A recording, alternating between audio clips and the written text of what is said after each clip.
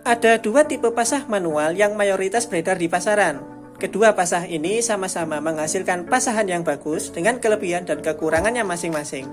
Yang pertama ini, bahannya terbuat dari plastik yang cukup kuat, kelebihannya mata pisaunya tersedia lebih dari satu pilihan. Sehingga hasil pasahannya bisa ditentukan sesuai mata pisau yang digunakan. Cara mengganti dan memasangnya pun juga sangat mudah. Sedangkan kekurangannya sangat tidak disarankan memasak dengan cepat, apalagi jika yang kalian pasang teksturnya licin dan agak keras, seperti wortel, kentang, ubi, singkong, karena jika tidak berhati-hati, jari kalian bisa cuil, kena mata pisaunya. Karena ini adalah pengalaman pribadi saya, mending luka tersayat daripada cuil, karena lama sembuhnya. Yang kedua ini, bahannya terbuat dari kayu. Kelebihannya memasak lebih cepat dan aman, karena ada wadah atau tempat khusus untuk menampung apa yang akan dipasang. Namun kekurangannya mata pisaunya hanya ada satu macam, jadi hasil atau bentuk pasahannya tidak bisa diubah-ubah. Selain itu, mata pisaunya menggunakan pisau cutter, bukan stainless steel.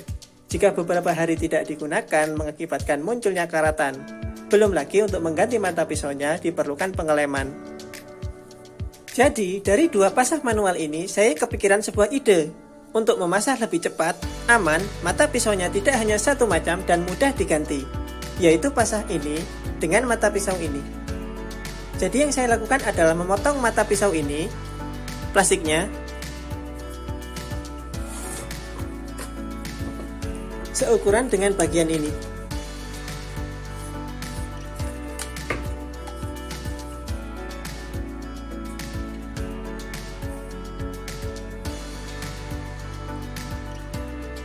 Jangan sampai lebih ke sini. Tapi kalau kurang dari ini, nggak apa-apa. Pokoknya mata pisaunya ini jangan sampai melebihi bagian ini.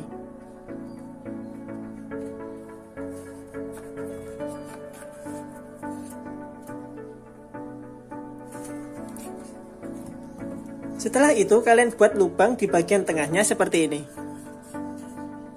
Di lubang ini terdapat dua ukuran yang berbeda. Lubang pertama seukuran dengan mata pisau ini dan sampai tembus.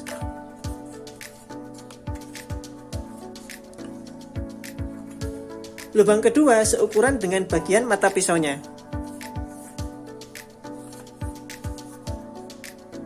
Lubang kedua ini perlu kalian buat supaya pemasangan mata pisaunya tinggal ditaruh.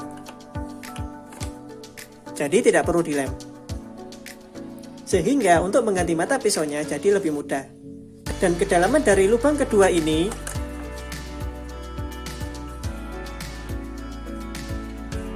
perlu diperhitungkan dengan cermat dan hati-hati, karena jika terlalu dangkal, mata pisaunya akan mudah terlepas saat memasak.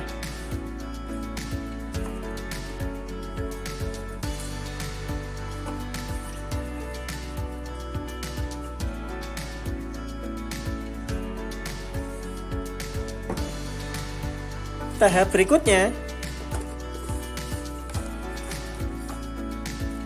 perhatikan bagian ini.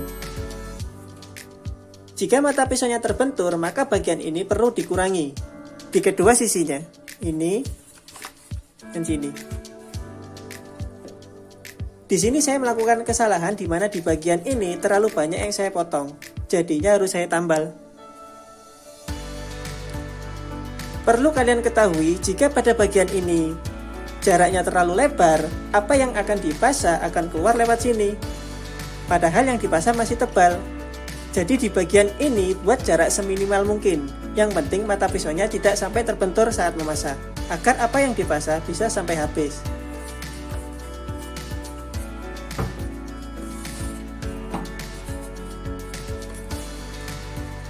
Lalu untuk mengatur ketebalan hasil pasahannya, tetap menggunakan bawaannya pasah ini, yaitu dengan memutar bagian ini untuk mengubah ketinggian bagian ini.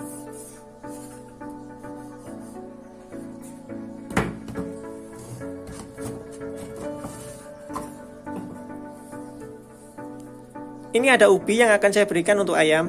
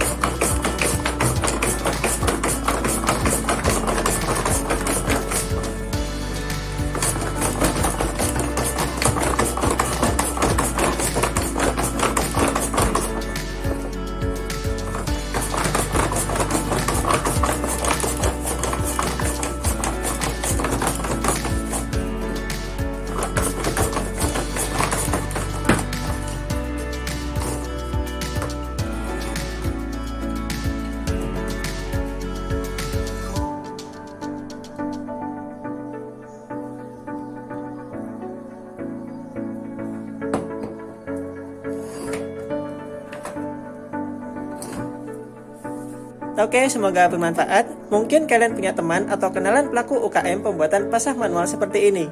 Share ke mereka, semoga video ini bisa menjadi inspirasi untuk membuat pasah manual seperti ini dengan mata pisau yang seperti ini. Dan untuk pasah yang ini, tolong sediakan juga mata pisaunya saja. Karena waktu beli ini saya sempat nanya, ada nggak mata pisaunya saja? Kata yang jual nggak ada. Share juga ke temanmu yang butuh alat pasah manual seperti ini. Like kalau suka. Sampai ketemu di video berikutnya dan terima kasih.